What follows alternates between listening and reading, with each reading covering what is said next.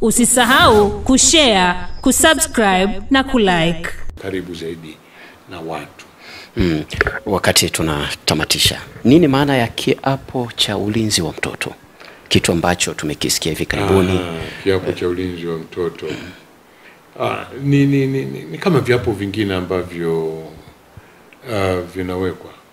Tuko katika dunia ambayo imeshuhudia kumekuwa na nyanyaso za watoto. Hii wala sio siri.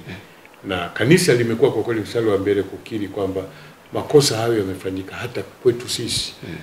Baadhi yetu sisi wafanyakazi wa hudumu wa kanisa wa Injili tumejikuta tumeingia katika hilo au miaka hii au miaka iliyopita. Kwa hiyo ni kama kuamsha tena ule moyo wa chukua tahadhari. Mtoto sio chombo cha kuchezea au cha kudharau. Ana haki nyingi, lakini ni kama sehemu kubwa haki nyingi hizo tumekabidhiwa mikononi sisi. Kwa hiyo tuwape sasa. Tumeanza na wachungaji.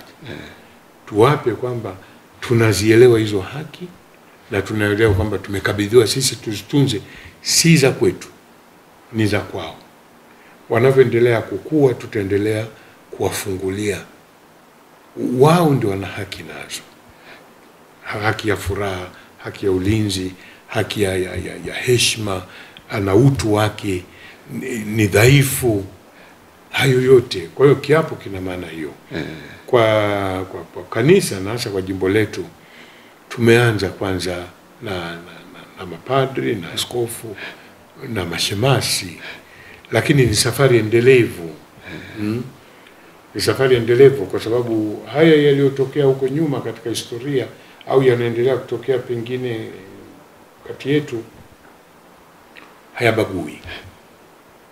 Ndio maana sisi kama kanisa tunapaswa kuwa sasa mstari wa mbele kuona jinsi gani mtoto analindwa na kuamsha mioyo ya watu kwamba si tu kwa kuelewa, lakini aelewe ana kifungo vile cha kiapo.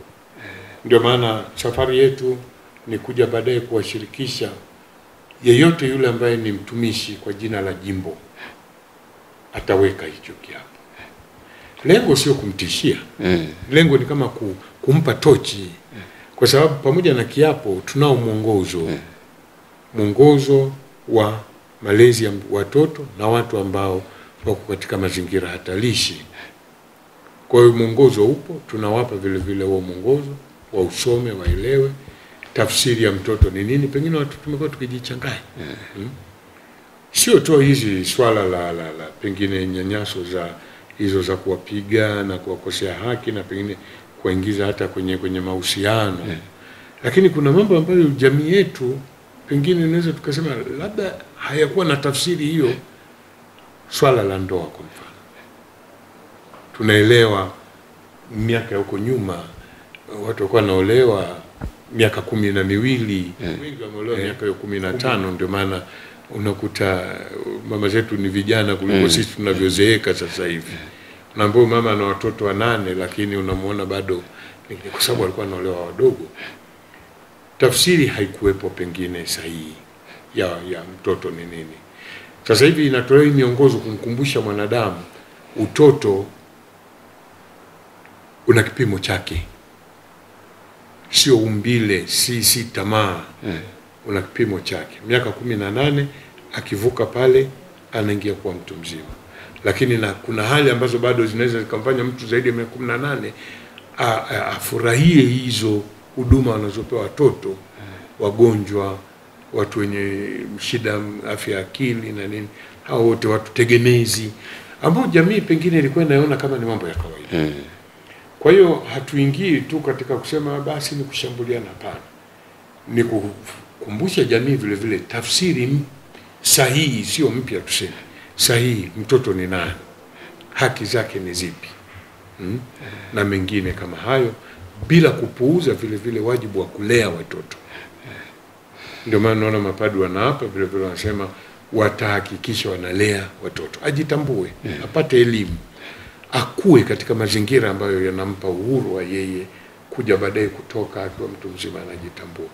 Kumbe ndio maana hasa ya kile kiapo na upana wake kama kanisa itamgusa yeyote yule, driver, wafanyakazi wa mazingira, wafanyakazi wa ofisini, wafanyakazi wa shule ambazo ziko chini ya kanisa, wale wote watakuja kufungwa na hicho.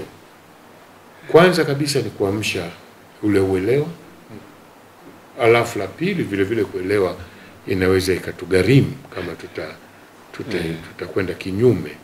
Kwa hiyo ndio maana na la tatu kulilinda kanisa, kwamba si kanisa linatuma mtu kwenda kunyanyasa mtoto yoyote yule, iwe ni katika taasisi zetu, iwe ni katika makanisa yetu na hata mazingira nje ya kanisa. Hakuna mtumishi wa kanisa ambaye ni kama analindwa au anafumbiwa macho dhidi ya kunyanyasa watoto.